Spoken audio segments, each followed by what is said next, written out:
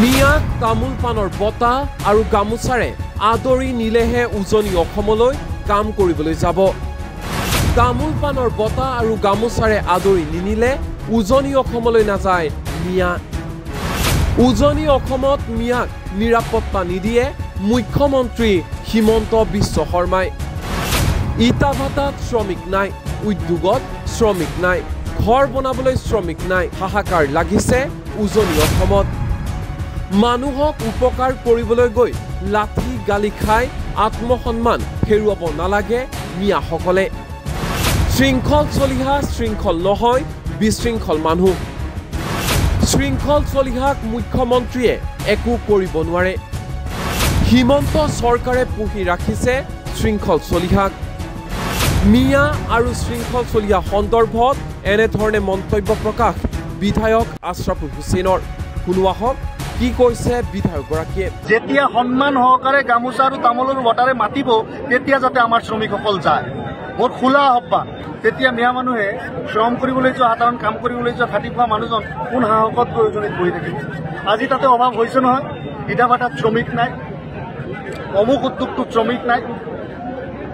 যেতিয়া সন্মান সহকাৰে গামোচা আৰু তামোলৰ বঁটাৰে মাতিব তেতিয়া যাতে আমাৰ শ্ৰমিকসকল যায়।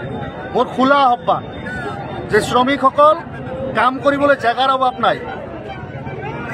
কেৰেলা হওক, দিল্লী হওক, অসম হওক, বিভিন্ন ঠাইত, নামনি অসমৰ বিভিন্ন ঠাইত জেগা আছে। গাঁৱতো এতিয়া হাজিৰা কৰিলে 500 টকা পায়। গতিকে গাঁৱতো বহুত লেবাৰৰ অভাৱ আছে। গাঁৱতে পাৰিলে কাম কৰাৰ ব্যৱস্থা কৰক। য'তকৈ মানুহৰ উপকাৰ কৰিবলৈ গৈ গালি আৰু লাঠি খাব নালাগে। এইটো বিশৃংখল মানুহ, শৃংখল চলিয়া কোনো শৃংখল নহয়, এইটো বিশৃংখল মানুহ। কেতিয়া তেওঁ কি কয় নাজানো, চৰকাৰে তেওঁক সম্ভৱতঃ পুহি ৰাখিছে। নহ'লে তেওঁ বন্দুকৰ কথা কয়, AK-47 কথা কয়, শ্ৰমিকক মাৰধৰ কৰে, সেইবিলাকৰ হটবলুকনি লিপ্ত থকাৰ পিছতো সেই মানুহজনৰ ওপৰত কোনো একশ্যন নহয়, কি হ'ব আৰু। যেতিয়া সন্মান সহকাৰে গামোচা আৰু তামোলৰ বঁটাৰে মাতিব তেতিয়া যাতে আমাৰ শ্ৰমিকসকল যায়।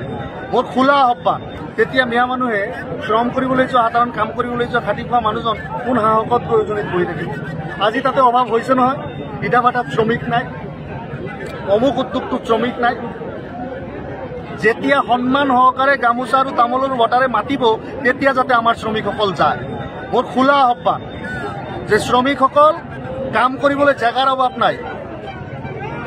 কেৰেলা হওক, দিল্লী হওক, অসম হওক, বিভিন্ন ঠাইত, নামনি অসমৰ বিভিন্ন ঠাইত জেগা আছে। গাঁৱতো এতিয়া হাজিৰা কৰিলে 500 টকা পায়।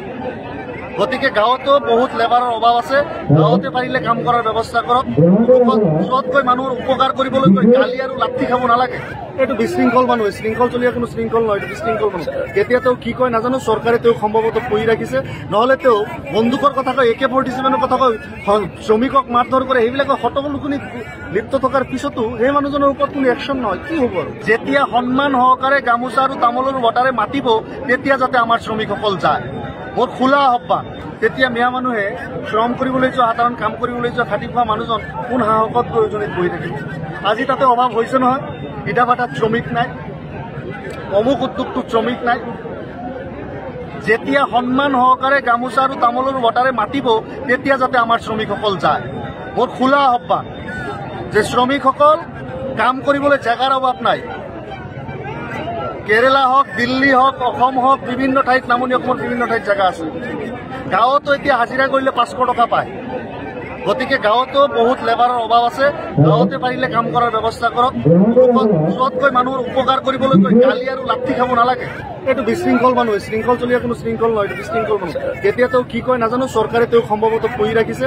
নহ'লে তেওঁ বন্দুকৰ কথা কয়, AK-47 কথা কয়, শ্ৰমিকক মাৰধৰ কৰে, সেইবিলাকৰ হটবলুকনি